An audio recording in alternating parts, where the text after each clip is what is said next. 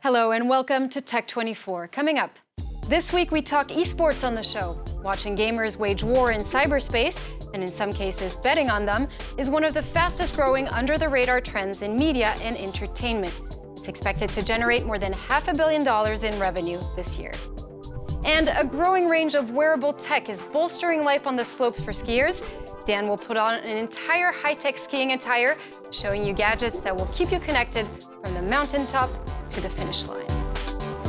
Video games might be seen as a way to kick back and kill time, but for some young people, gaming's not only a leisurely pursuit, it's big business. Competitive gaming goes under the name of eSports, and it's a growing sector. Olivia Salazar-Winspear has this report. They enter the arena like gladiators or rock stars, but in fact, these guys are known for professional gaming. Gaming at this level is called eSports, and the crowd at this stadium is proof of its popularity. The sector's grown by 25% in the past year. In France, there are some 50 professional players who go head-to-head in online challenges. This team is among the world champions of Counter-Strike, an online game that requires fast reflexes and motor skills. They train together for 8 hours a day. We have to train a lot, both physically and mentally, just like high-level athletes. To be at your best in sport, you have to work all the time. There's always someone who'll be working harder than you, who'll put in more effort to try and knock you off the top spot. These players earn about €10,000 every month. In addition to that, there's the prize money for big tournaments. Last year, the 112 major global competitions earned contenders some $61 million. Cash prizes provided by the game's software designers and other sponsors. There's an enthusiastic young fan base surrounding eSports, a huge commercial opportunity for investors. We pay the gamers, we pay for their travel. The budget grows every year because as it gets more well-known, it all gets more expensive. We chose video games because it gets us to a younger market. Actually, not just young people. The sector is growing. They're all potential clients. For the brands involved, international contests provide great visibility for their products, with millions of people tuning in to see the final of some online games. Esports championships are even shown in certain bars. It's like football fans getting together to watch a match. We like Counter-Strike, so we come and watch the pros, and it helps us improve our game. Some estimates say revenues generated by esports could overtake Formula One racing within the next 5 years. And Yahoo has just launched its own esports arena to challenge ESPN, Twitch, and YouTube gaming. It's called Yahoo eSports. It will reside under its sports vertical and offer live coverage of esports event, as well as reporting, blogging, video commentary, schedules, and scores, among other things. Well, let's now welcome our in-house expert, Dan and Jay Kattlecar. Great to see you, Dan. Thank you, Julia. You happened to attend this year the Paris Games Week. What kind of technological advances did you witness there? Well, gaming has become richer and more varied because of advancements in, for example, cameras or in screen resolutions. Now, just to give you an example, Intel RealSense is a device that has a 3D camera, which is a HD 3D camera. It has an infrared camera and an infrared laser projector. Now, this enables to make, or it adds a new dimension to gaming, as we can see in this game, Warrior Wave. So instead of using a mouse or a controller, what you essentially use is a scan of your hand, a projection of your hand, which becomes a part of the game itself. So as you can see here, the hand projection is used to guide the warriors to their destination. Now, this particular technology can be used for other purposes also. You can scan your face, for example. It can be shared with your friends. You can scan your, you can scan a piece of art, and it can be sent to a 3D printer to get a digital form of your own face or a piece of art. This is done because all these three devices combine together, so they sense the depth and the motion that you make. Right, and what about VR and gaming? Well, yes, at the Paris Games Week, I happened to experience the power of the new, the revolution that's coming in virtual reality, especially in the field of gaming.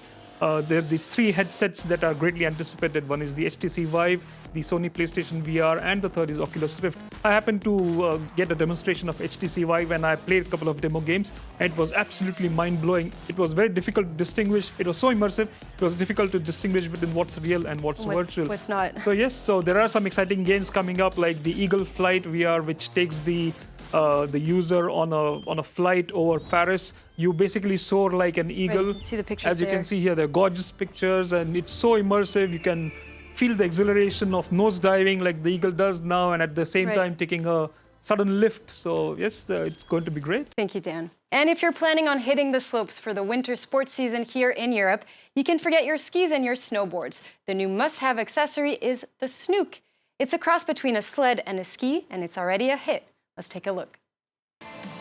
All the thrills of skiing, but in a much more laid-back style.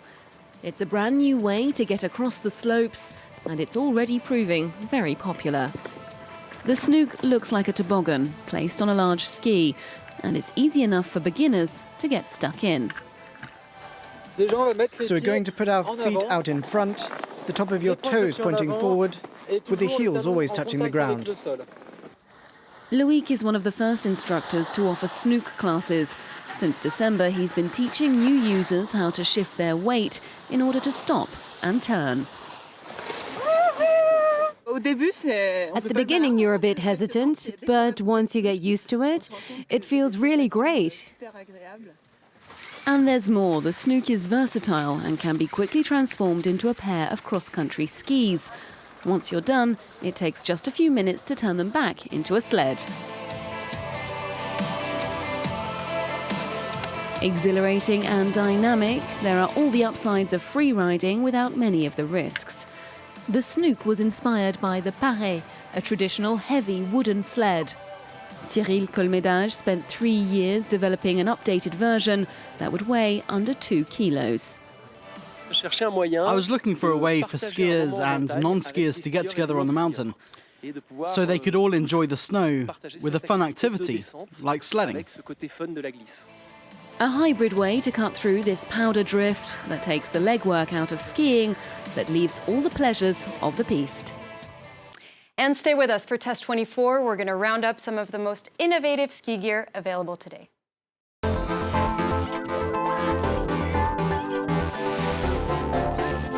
And we're all set here. Dan is decked out from head to toes, ready to hit the slopes.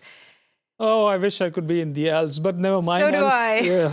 Okay, so let's start with let's start from the top. Yeah. The beanie. It's not just any beanie. Exactly. It's a connected hat. It's a woolen hat, so it will keep you warm. But at the same time, if you want to listen to music while you're skiing, you can do that with using this hat. So here on the right, you can see there are 3 buttons. So you can push one button for the Bluetooth connection. You can connect your phone with it, and you can start playing music, listen to it. At the same time, you can receive calls as well. It has an inbuilt microphone. So that's the purpose of the connected hat.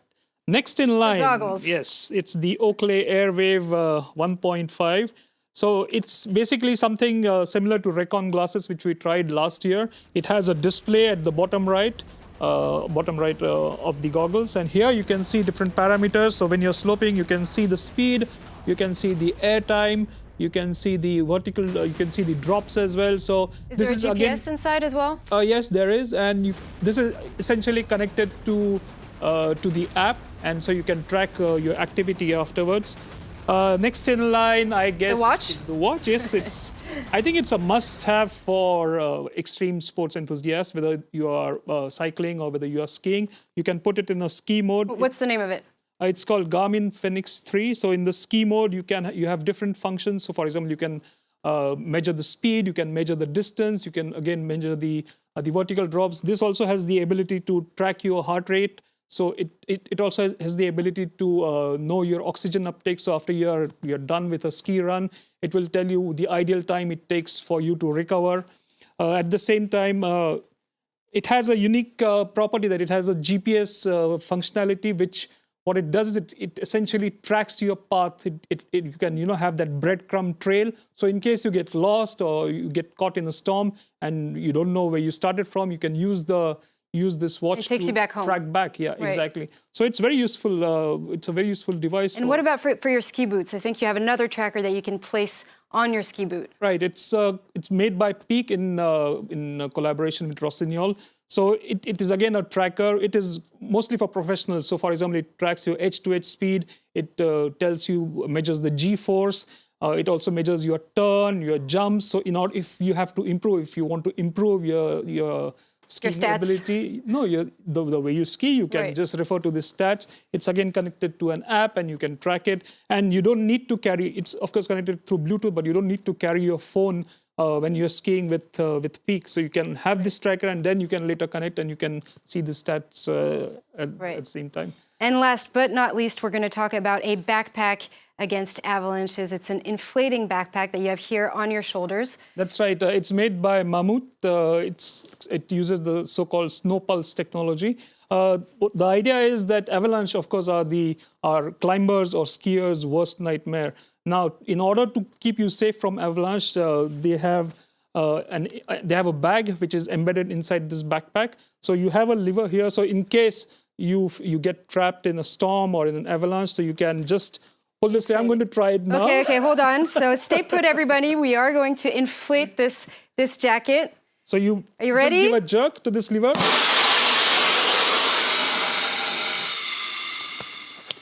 So the idea is that it creates enough buoyancy. So if you're stuck in a heap of snow, it will push you up, so you don't get buried inside in the snow, essentially. And it also protects your neck. So it has a dual purpose. So it's very useful for climbers and skiers. Thank you so much, Dan, for all these very cool gadgets for skiers out there.